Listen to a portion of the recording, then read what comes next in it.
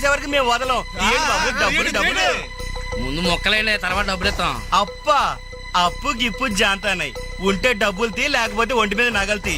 వాళ్ళ ఒంటి మీద వస్తువులు ఎక్కడే రా, వేసుకున్న చొక్కాలు తప్ప. తీయండి బాబు, చొక్కాలు తీయండి. ఏంట్రా వాగుతున్నావు? పద్ధతి కాదు బ్రదర్, మర్యాదగా చొక్కా వదులు. నీకు మర్యాద ఏంట్రా గొట్ట?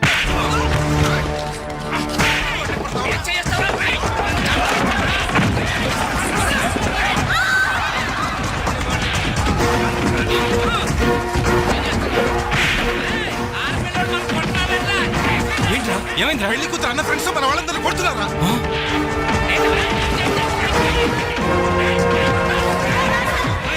ఏంట్రా పెళ్లి కొడుకు ఫ్రెండ్స్ మన వాళ్ళని కొడుతున్నారు.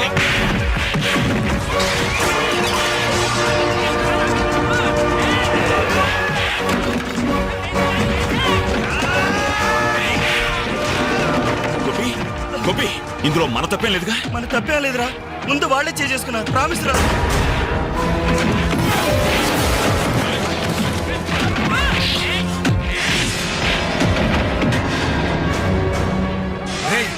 కాబోయే బావనే కనీస మర్యాద కూడా లేకుండా మా మీదే చేసుకుంటావురా?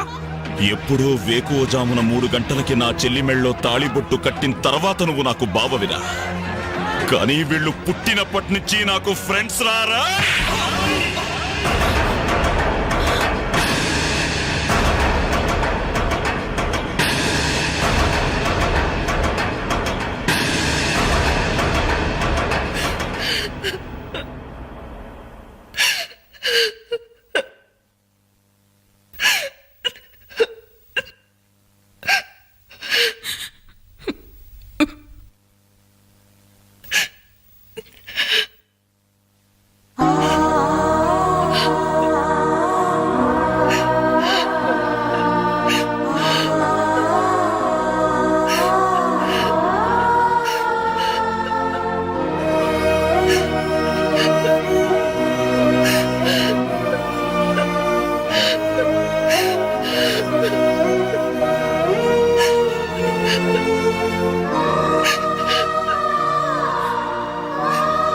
ఎప్పుడు వాడి ఇంట్లో లేడని ఏడ్చేవాళ్ళు.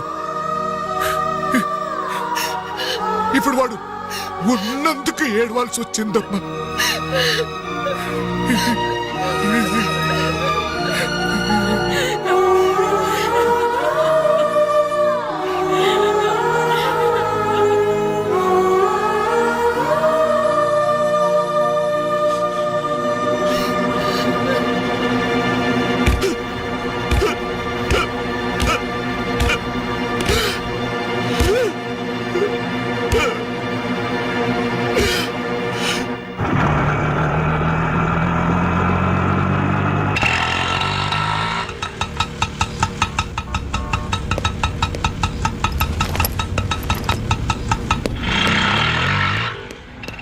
చిత్రా, నేను రఘుని కలవాలి.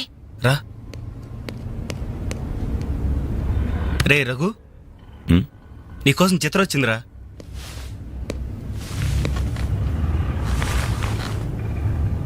చిత్ర, ఏమిటిది? మా వాళ్ళు నాకు వేరే పెళ్లి నిర్ణయం చేశారు, అందుకే ఇల్లు వదిలి వచ్చేసాను. తొందరపడ్డావేమో చిత్ర. ఇంకా అక్కడే ఉంటే బలవంతంగానైనా నా పెళ్లి చేస్తారు. చిత్ర, నా చెల్లెలి పెళ్లి నా వల్లే ఆగిపోయింది. ఇంట్లో వాళ్ళకి మొహం చూపించలేక వారం రోజుల నుంచి ఇక్కడే ఉంటున్నాను. ఈ పరిస్థితుల్లో నాకు తెలుసు నువ్వు నీ పరిస్థితి గురించి ఆలోచిస్తున్నావు. నా గురించి కూడా కొంచెం ఆలోచించు. ఒక ఆడపిల్లని గడప దాటి పెట్టుతో సహా బయటకు వచ్చానంటే మా ఇంట్లో ఏం జరిగి ఉంటుందో ఊహించు. ఇంకా నా వల్ల కాదు, వెంటనే మన పెళ్లి జరిగిపోవాలి. చిత్ర, మూర్ఖంగా మాట్లాడద్దు. అన్నిటికీ పెళ్లి సమాధానం అనుకుంటే అలాగే చేసుకుందాం. అదిగో కనబడుతోంది ఆ దేవాలయం, అక్కడికి తీసుకెళ్లి ఓ పసుపు తాడు కడతాను. ఫ్రెండ్స్ వస్తారు, ఆశీర్వదిస్తారు, ఏదో తోచిందిస్తారు, వెళ్ళిపోతారు. ఆ తర్వాత మన జీవితం ఏంటి, ఎలా బతుకుదాం? అందుకే చిత్ర, ఓ 2 నెలలు ఓపిక పట్టు, నాకు ఉద్యోగం వస్తుంది. రాకపోతే? వస్తుంది చిత్ర. రాకపోతే? వస్తుంది. నన్నెవ్వరూ అర్థం చేసుకోరు. ఇంటికెళ్తే మా నాన్న నన్ను అర్థం చేసుకోడు, బయటికెళ్తే చుట్టుపక్కల వాళ్ళు అర్థం చేసుకోరు.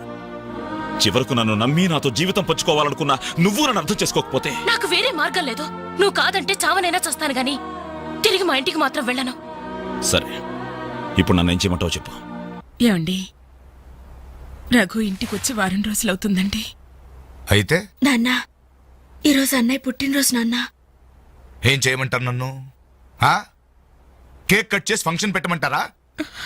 ఏమే, వాడు పుట్టినరోజని ఇదిగో 10 రోజుల క్రితమే బట్టలు కొన్నాను. తండ్రినే, కానీ వాడు చేసిందేంటి?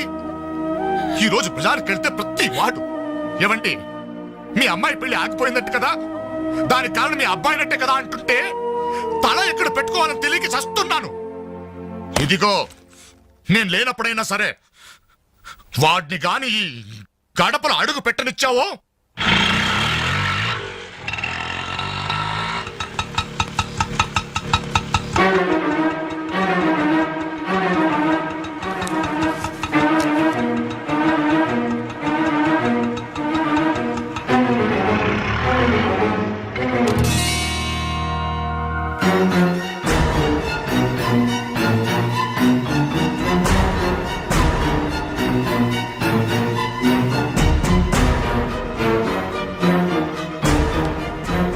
ఎవర్రా ఈ అమ్మాయి? నమస్తే అండి, నా పేరు చిత్ర. నేను మీ అబ్బాయి 5 ఏళ్ల నుంచి ప్రేమించుకున్నాం, పెళ్లి చేసుకోవాలనుకుంటున్నాం. మా ఇంట్లో వాళ్ళు బలవంతంగా నా పెళ్లి చేయబోతుంటే ఇంట్లోంచి వచ్చేసాను. మీరు ఆశీర్వదిస్తే. ఆగమ్మా, ఆగు. కాస్త ఊపిరి పీల్చుకుని మాట్లాడమ్మా, లేకపోతే నా ఊపిరి ఆగిపోతుంది. ఆగు. ఇదెవరో తెలుసా? నా కూతురు, వీడి చెల్లి. 10 రోజుల క్రితమే పెళ్లి ఆగిపోయింది. దానికి కారణం ఎవరో తెలుసా? వీడే ఆ దౌర్భాగ్యుడు. అవును, వీడినెలా ప్రేమించావమ్మా? ఓ, ప్రేమించడానికి ఎవడో ఒకడు మగాడు దొరికితే చాలనుకున్నావా? ఒంటి నిండా కండ నిండా రంగు ఉంటే సరిపోతుందా? 5 ఏళ్ల నుంచి ప్రేమిస్తున్నానన్నావే, ఈ 5 ఏళ్లలో ఏం చేస్తున్నావు? ఎలా బ్రతికిస్తావని ఒక్కసారైనా అడిగావా? ఇదిగో వీడు వేసుకున్న ప్యాంటు నేను కొన్నది, వీడు వేసుకున్న షర్టు బనిన్ను నేను కొన్నవి, ఆఖరికి ఈ చెప్పులు కూడా నావే, నా కష్టార్జితంతో కొన్నవి.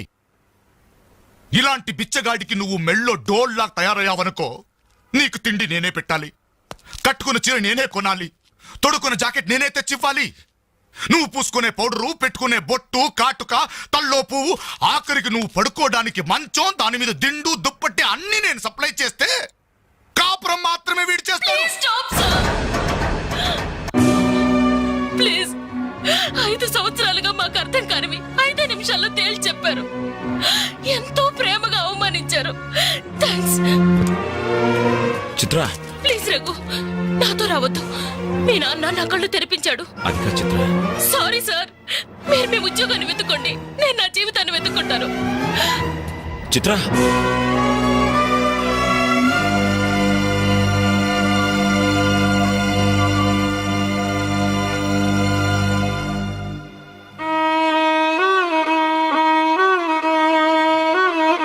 నాన్నా, చాలా సంతోషం నాన్న. నా జీవితంలో మర్చిపోలేని అవమానం చేశావు. నన్ను ప్రేమించి నా మీద నమ్మకంతో వచ్చిన అమ్మాయి ముందు నన్ను మాటలతో చిత్రవత చేశావు. అవునన్నా, ఈ ప్యాంట్ నీది, ఈ చొక్కా నీది, ఇదిగో నే కట్టుకున్న వాచి, వేసుకున్న చెప్పులు అన్నీ నీవే నాన్న. ఆఖరికి ఈ శరీరం, ఈ ప్రాణం కూడా నువ్విచ్చిందే నాన్న. నేను నీ రక్తం పంచుకు పుట్టిన నీ బిడ్డం నాన్న. నాకు నువ్వు కాక ఇవన్నీ ఎవరు, ఇంకెవరిస్తారు నాన్న? తండ్రినేవాడు కొడుకుతో 5 సంవత్సరాల వరకు తండ్రిగా ఉండాలి, 15 సంవత్సరాల వరకు గైడ్గా ఉండాలి, 15 సంవత్సరాల తర్వాత ఫ్రెండ్గా ఉండాలి అంటారు. కానీ నువ్వు నాకు ఏ దశలోనూ ఏమీ కాలేదు కదా నాన్న.